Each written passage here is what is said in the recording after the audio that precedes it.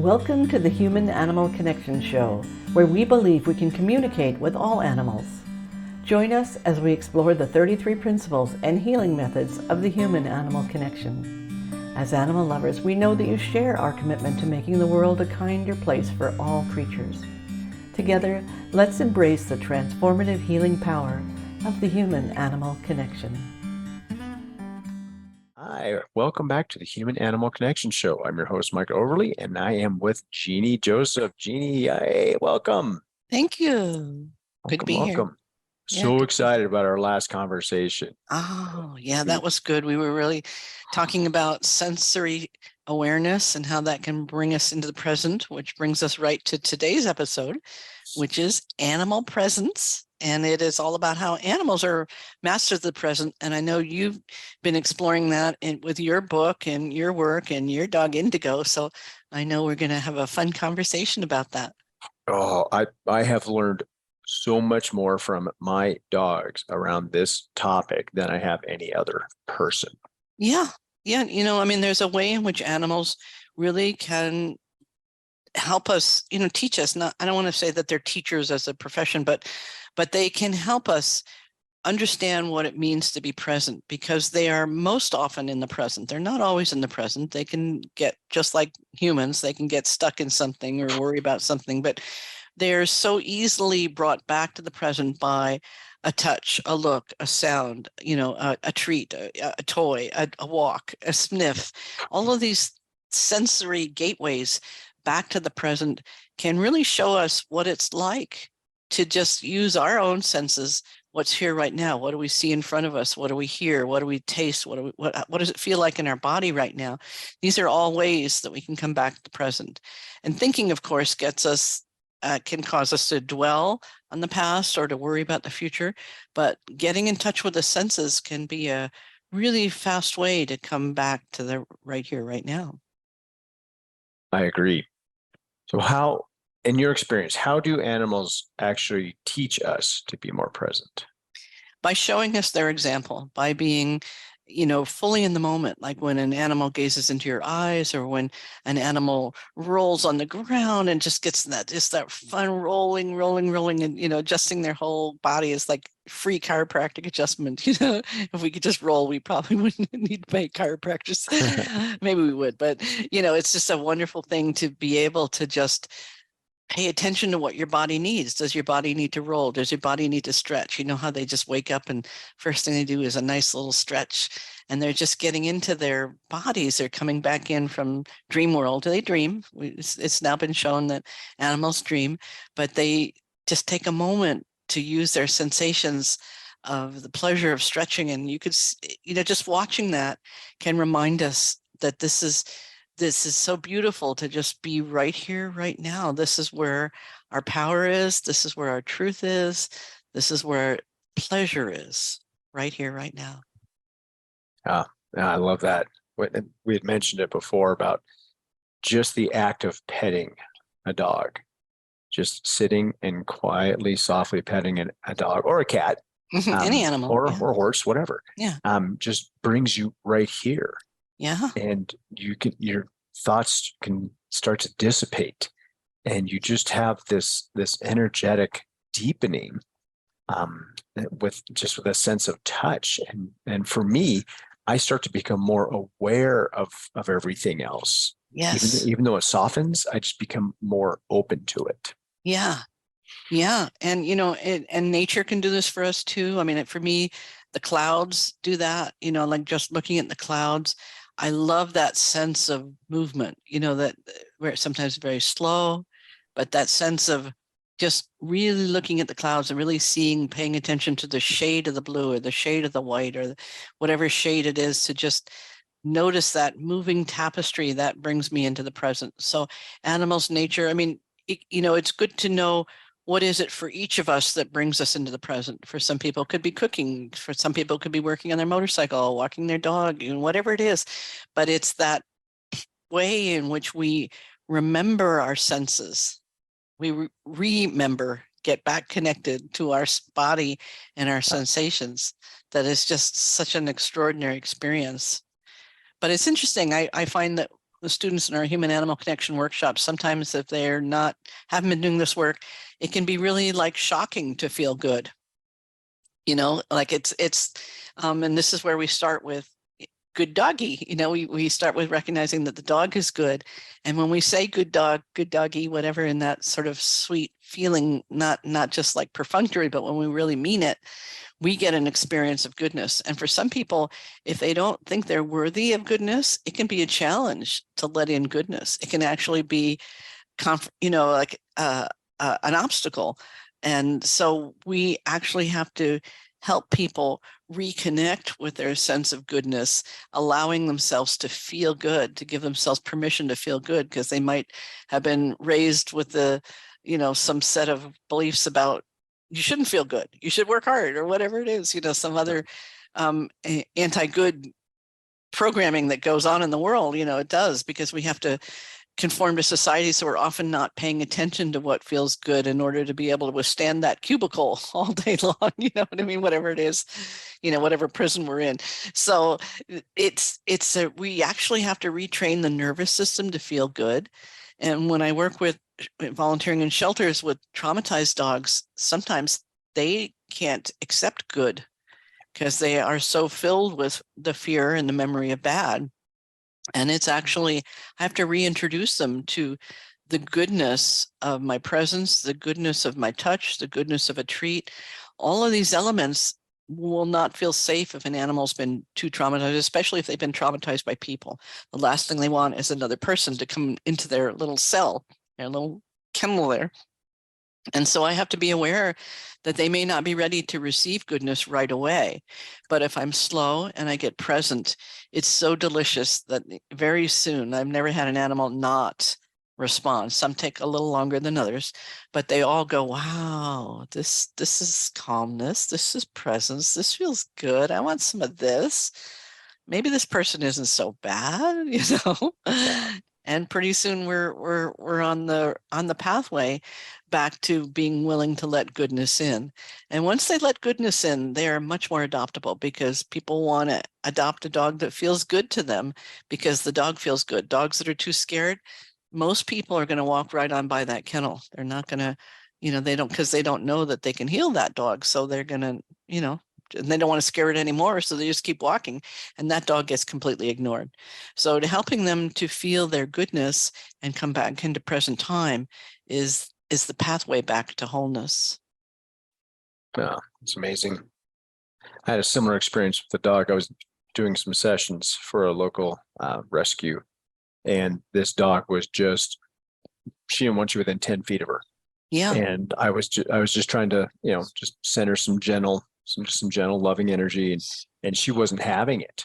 And, Yes. And at first I wasn't paying attention, and she's like, basically in my head, I got, dude, back off. Right. Good for you for listening. I was like, oh, yeah. So I turned, yeah, stopped what I was doing, and just sat with my back to her, right up Great. against Perfect. the edge of the kennel, and just let her do her thing. And that helped a lot for both of us. Exactly. Yeah. Well, good for you for listening, because a lot of people will miss that cue and think, oh, I'm going to go give this dog healing. No, it's not about, imposing your healing energy. We really need to tune in. A dog that's very traumatized may not be ready for even the most beautiful, loving, glorious, angelic energy, because they're not ready to receive. So we actually have to, the work that we do, we teach our students how to dose the energy, meaning we'll give 5 or 10 seconds worth of really healing, beautiful energy, and then we back off to a more neutral, more calm, what we'll call in the trust technique, mindful regard. We're just simply observing the animal we're not trying to fix anything or give them anything or adjust anything. We're just being present.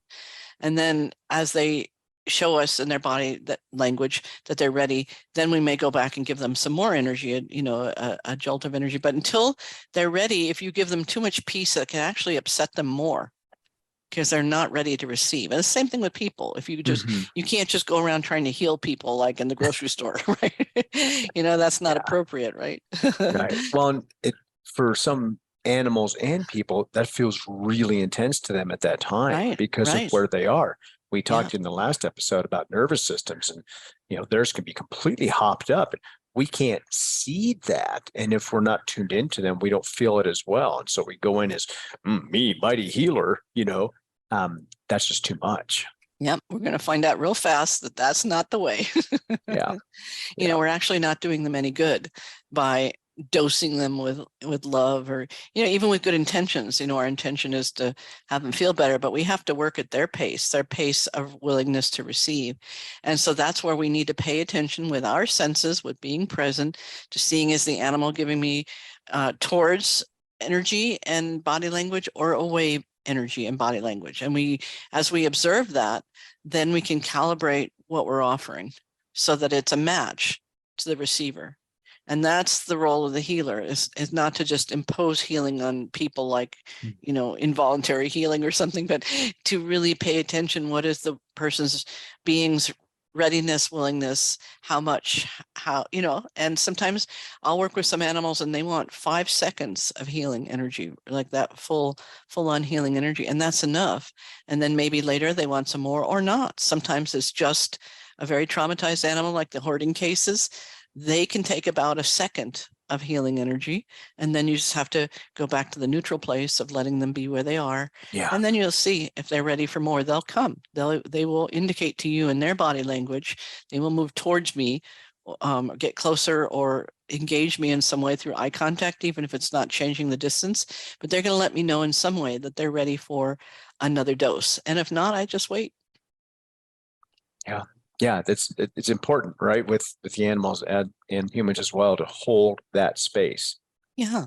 But you don't actually have to do something all the time. So that's right. And it's the alternation. I learned this, the importance of alternation. Just like in frequency, we want to give energy, and then we want to step back and receive energy, and then we want to give. So there's a nice little flow. Every situation is different in terms of the rate. Some animals can take 20, 30 minutes of deep healing, especially after they've had some and they know that it's good. But often a very traumatized animal, you're going to be working in very brief intervals.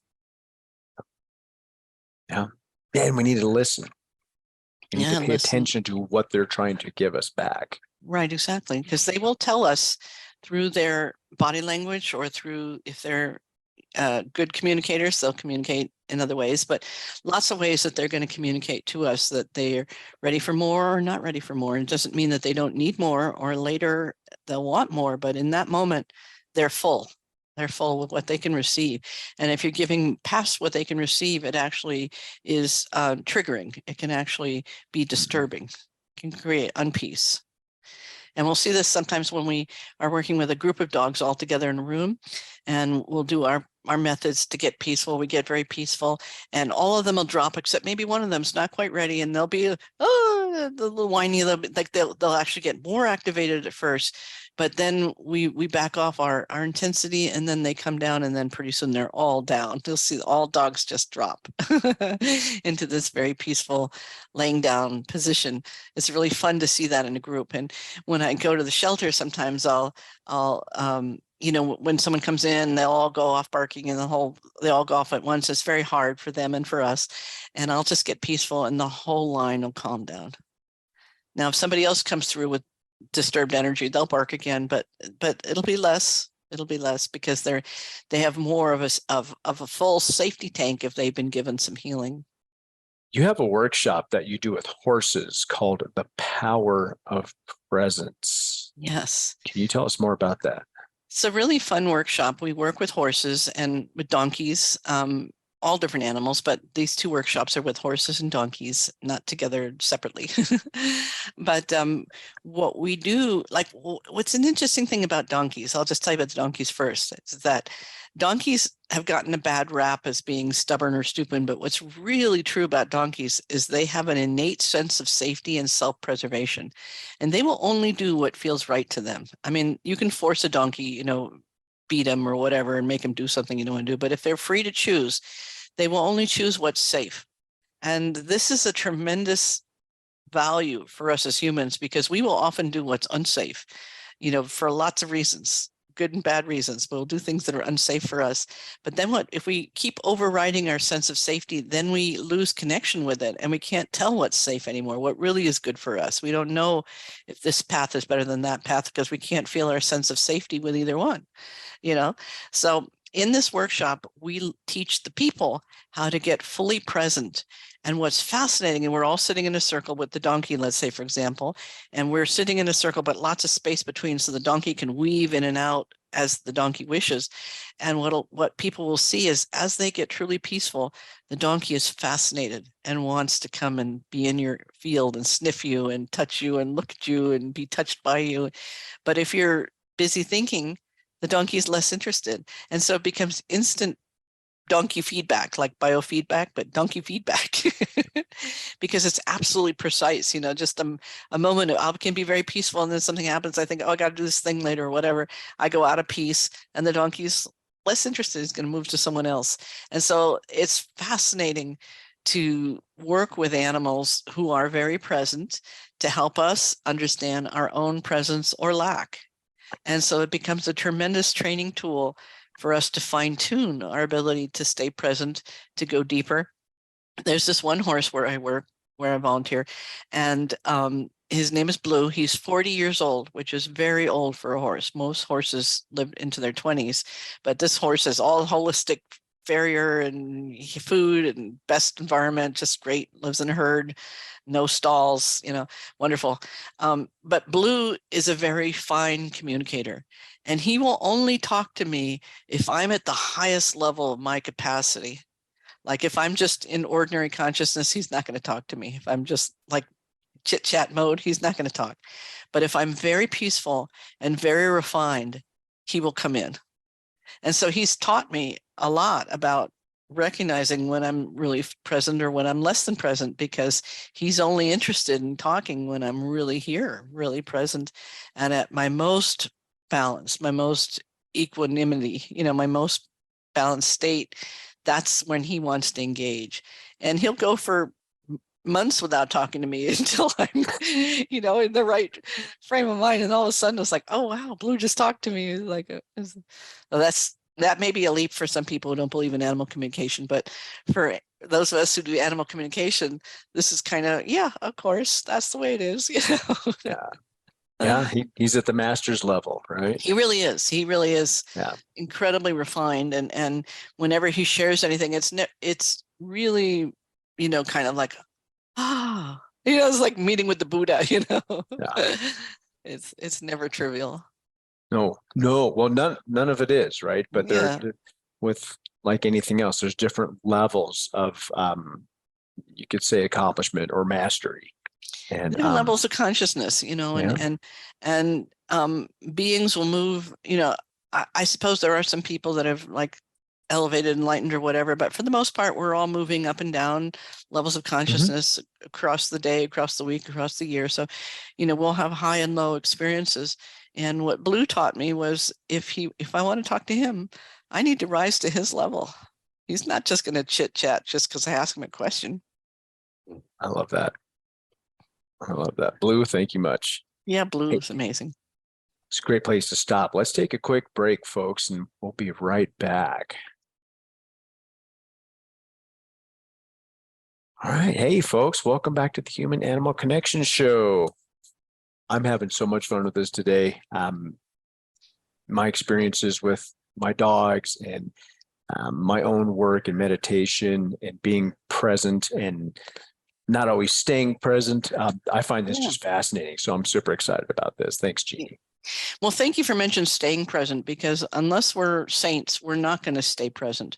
So we're going to move in and out of presence and levels of presence. We can be a little present, a lot presence, or, you know, so it's a movable thing. And it's not something that, you know, as people who we're not yet enlightened or whatever, we're going to move in and out of it. We're going to be present sometimes, and then stressors come up or things we have to think about and pull us out of the moment, and we leave the presence. But the skill is to recognize it. Oh, wow, I'm not here. My dog just showed me. The dog can tell. The dog just left the room. Okay, maybe I'm a little stressed right now. I think I need to calm down. So the goal is not to sustain presence as an absolute state. Maybe it is for some people, but I think we live in the modern world. We still have to pay the rent or pay the mortgage, whatever you're paying. We still have to function. So we're going to move in and out of presence. The issue is, can we recognize when we're not present? And do we know our own pathway quickly back to presence? And as we've been talking about, going through the senses, what do I see right in front of me? What do I hear right now? What do I feel right now? What's my dog doing right now? These are some of the doorways back into the experience of being right here, right now.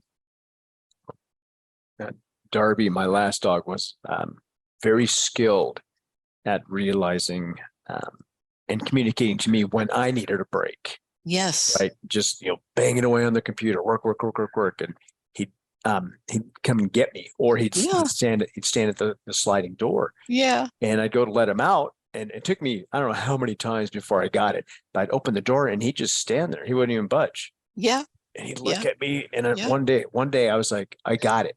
And I heard him say, no, you need to go outside with me. Right. And I was like, oh, so I stepped outside and then he followed. Yes, exactly right. Okay. So we got some little cues established, and he'd give me a little nudge or a little look, and I'm like, oh, okay, hold on. Let me shut this down. Yeah.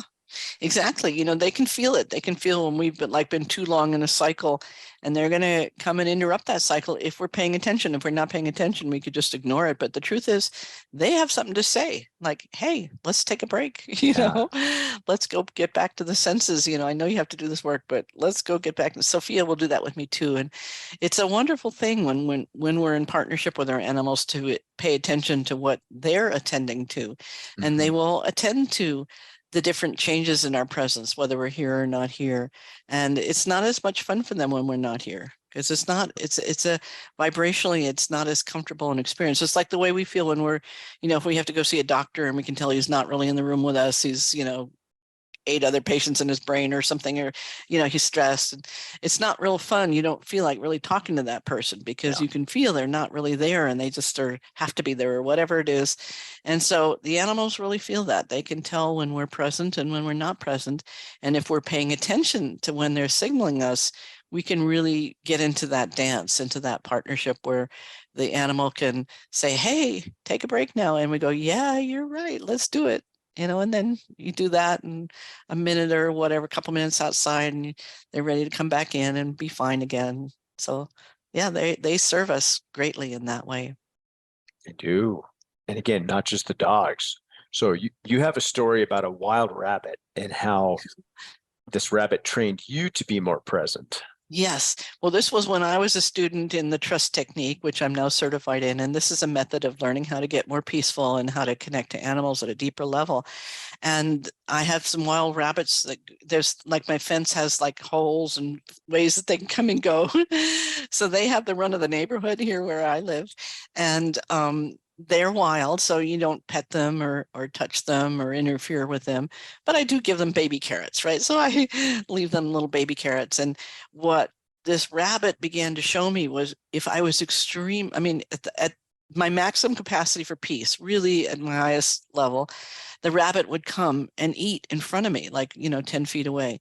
But if I got into thinking or someplace where I'm not really present, the rabbit would run, would just run. They're very, they're prey animals. So they really have a very quick response of flight, And so I got to the point where, at first it would be like, if I was thinking the rabbit would leave, if I even moved my eyes, like left to right, the rabbit would startle. I mean, so fine tuned that this rabbit was that it really helped me deepen my practice of getting peaceful to the point of which I could sit in my rocking chair and even exercise on my equipment, and the rabbit would continue to eat as long as I was peaceful.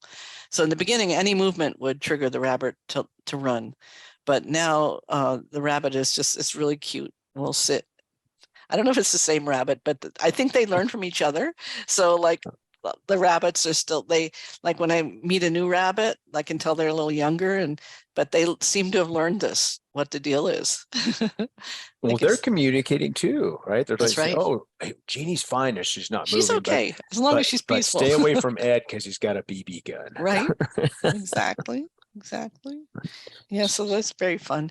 And, it's interesting. I think peace is important for all beings, to experience that presence and that sense of peace. And there was a story, I forgot the name of it. It's an Italian sweater manufacturer that makes these like really high-end, cashmere sweaters are like $2,000 a sweater. I don't know who can afford those, but anyway, they have discovered that if they can keep the sheep peaceful, it produces a better quality of wool. So these are Mongolian farmers, and they understand they have to pay the farmers more to make the farmers feel less stressed, so that then the sheep feel less stressed, the whole system. And then the sweater is nicer and the person wants to wear it more because it's come from peaceful sheep, So it makes good economic sense too. Well, it's all energy, right? So It's all energy. why wouldn't that translate down the line? Yeah. Exactly. And it's the same thing, like if you go into a restaurant, sometimes like the waiter will, or the host will seat me and it's like, oh my God, the person who was sitting here is like, this was not a night. I have to change. I have to go to another table. The previous customer was all stressed out or something. It can be interesting to be too sensitive to that stuff. But yeah, it's really amazing. The animals, when they're peaceful, when you go into a restaurant, if there's tension in the kitchen, the food isn't as good. There's a real difference when everybody involved in the food is in a peaceful state versus when they're not. So yeah, it's all energy, as you said.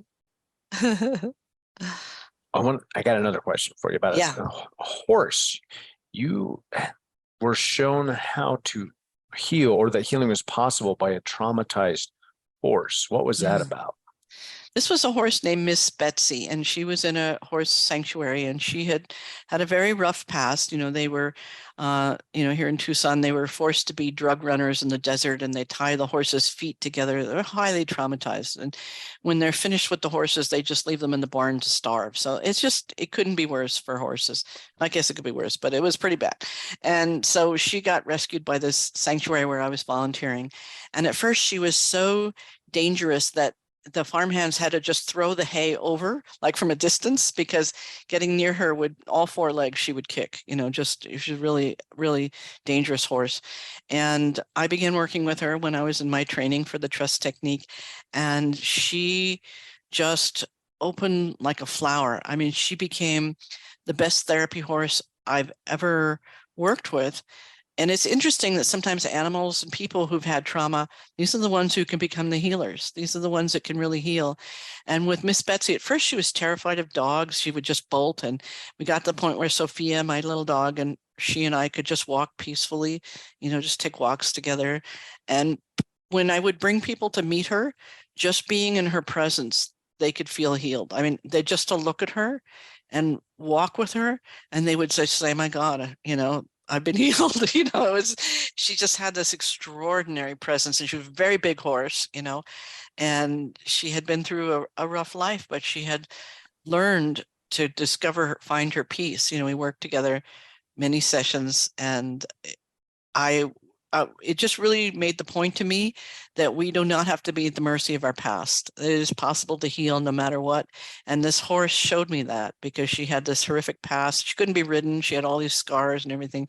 But she was beautiful spirit, and she was fully present.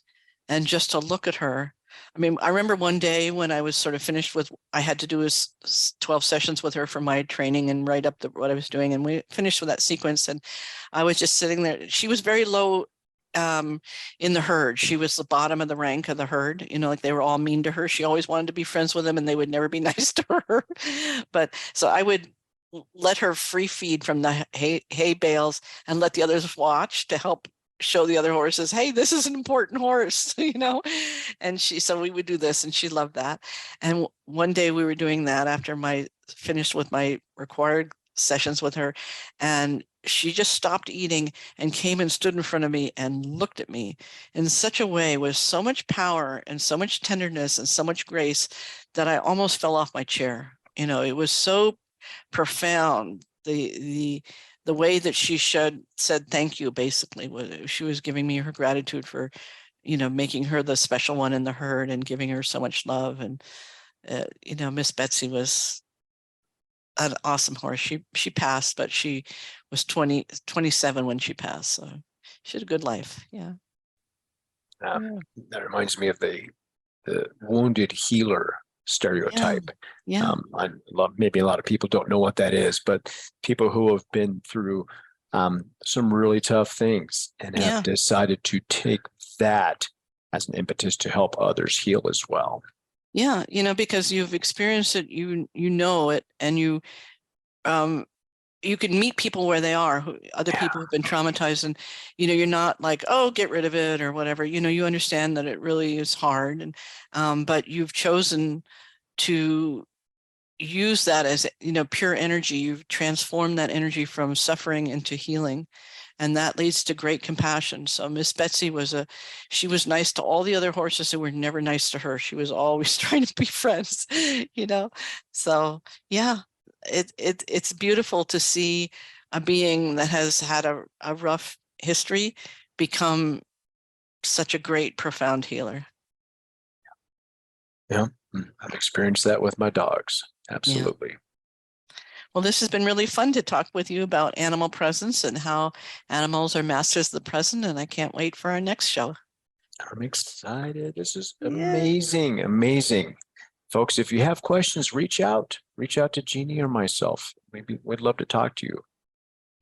Yeah, this is just amazing. There's so much going on out there, folks. So thank you. All right. Well, take care, everybody. We'll see you next time. See you next time. Thank you for tuning into the Human Animal Connection Show. Please visit our website, thehumananimalconnection.org. There you can sign up for our free email newsletter or book a consultation or check out our blogs and resources. Our best-selling book, The Human Animal Connection, is available on Amazon. And your donation of any amount keeps our nonprofit organization providing life-changing services. You can reach Michael Overly, author of Let Your Dog Lead, musings on how to create an exceptional life, on his website at dogsandmen.com or email michael@dogsandmen.com.